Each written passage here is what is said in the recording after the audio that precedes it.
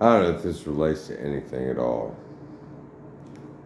But, so, my cat named Tigger, she was crippled when I brought her in.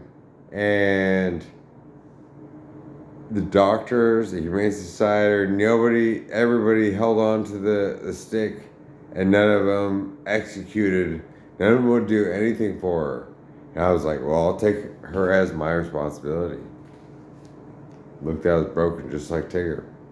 So she has a bent tail. It took 2 weeks of me just like moving her around like a rock.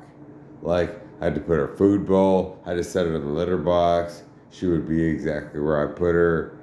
And then we moved all these different times. And somehow she attached to Sophia. And Sophia told her that Sophia was my lover, so she was always second. Well, now that Sophia has passed away, Tigger suddenly sleeps in the kitchen, all by herself. She doesn't want anything to do with the kitten, though she won't kick the shit out of the kitten when the kitten picks on her. And she'll just complain about it, she'll move around, whatever, this and that.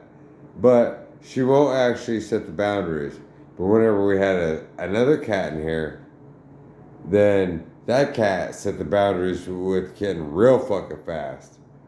I didn't even see where it happened.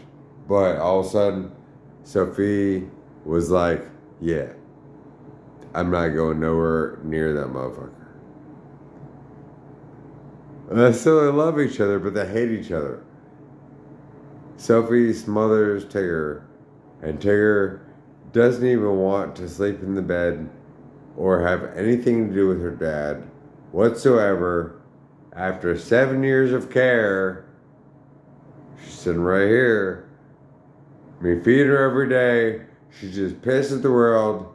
Since Sophia died, she doesn't give a fuck about nobody, no fucking how, no fucking where, no fucking way.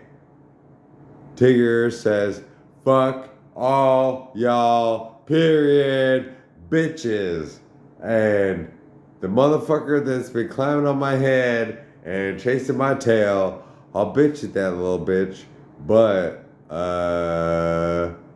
shit, she's the only one who can get near me. I don't even care about a human being.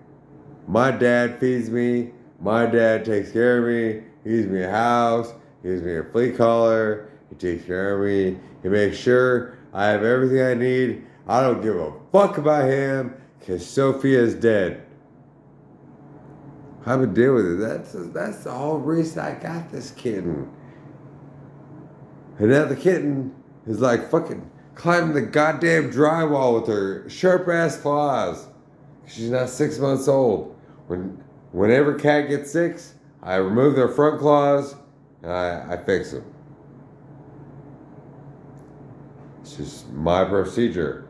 Because how are we gonna, like, it holds them back, sure, but they're already trapped in a container. What is inhumane? See, that's two minds on the mind. If you're playing with your cat and every time you play with your cat, you're like, ow, don't touch me. That sends a double signal to spirit that says, it tells the cat, I don't love you.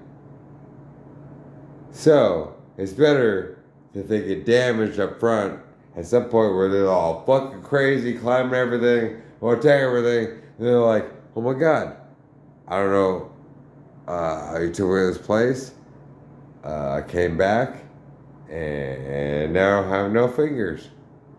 You're the only person I know. Will you help me? Yeah, I'll help you. I've been here the whole time, dog. I mean, kitty.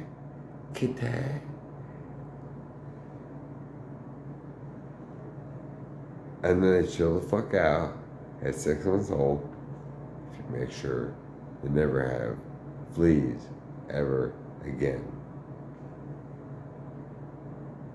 And it starts the Seresto collar every year, $60. worth it. But if they have fleas, then you need to bathe them, comb the fleas out, repeatedly. Give them a Capstar as soon as you can afford it. Because that's the only way to make them run away from the host. Wow, the stress to collar makes it so that no motherfucker wants to get on them. Except those that can handle the deal that they were born on the cat that had the collar.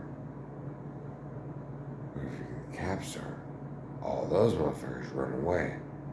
And then they're afraid to come back. And then you put the flea dip on. And after, you give them a complete bath. See, so you get the stress to collar. Then you give them a Capstar.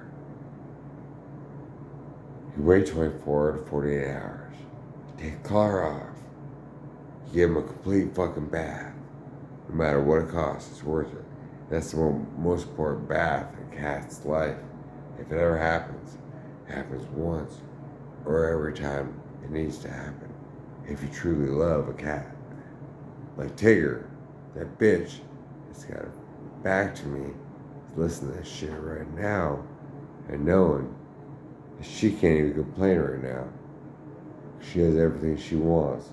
She'd rather stare at a cardboard box with ramen noodles in it on the entire opposite end of the house, knowing that I'm her dad, I'm her God, I'm her savior, I'm her everything, no matter what.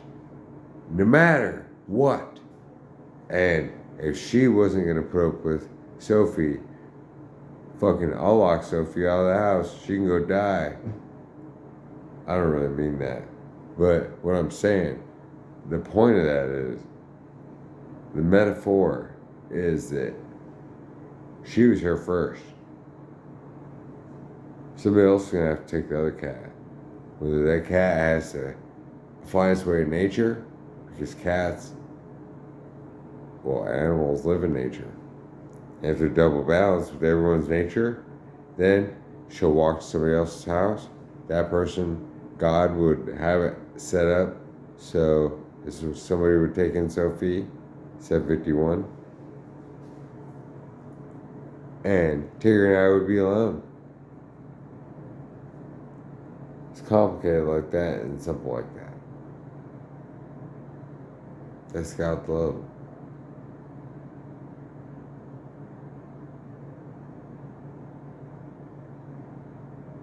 If God loved me,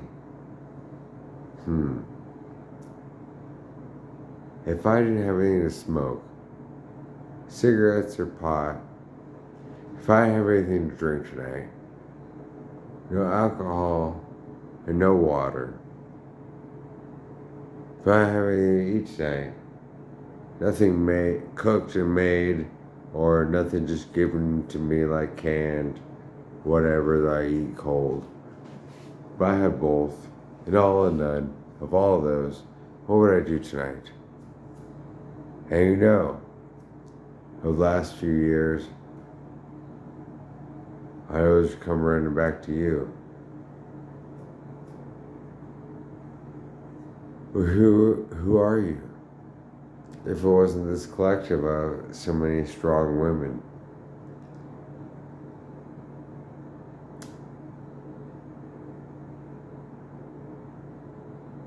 So many strong women.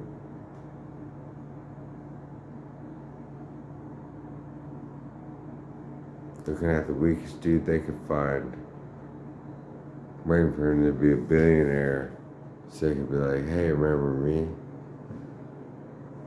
Or be in love with him, but even they thought that he was the best guy in the world. You're like, well, what can I have to offer him? Well, why did you just call him up? I'm like, hey, I kind of like your style. You want to move in with me? I know that you ain't got shit. Like, it's awkward the whole way. There's nobody to get it with because it just doesn't seem right. matter how good you are, you're just stuck alone.